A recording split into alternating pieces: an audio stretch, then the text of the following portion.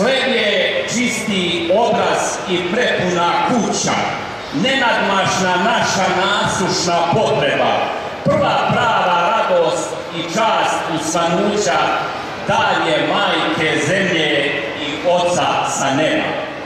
Glad za slebom dovek vapi i uzdiše, ratar ga iz klasja brusi i celiva, na zavičaj pravi kućom zamiriše, dok na trpezu ko sunce izgreva. Kruna svake slave je pogača slavska, ukrašena dušom ko rumenim krinom, pred kojom se klanja i vlastela carska, prelivena tihom molitvom i vinom, sa ukusom neke nepojmljive sreće. Pogača i hleb su bogatstvo najveće. Jedan veliki aplauz za naše božanstvo hleb, ja vas molim.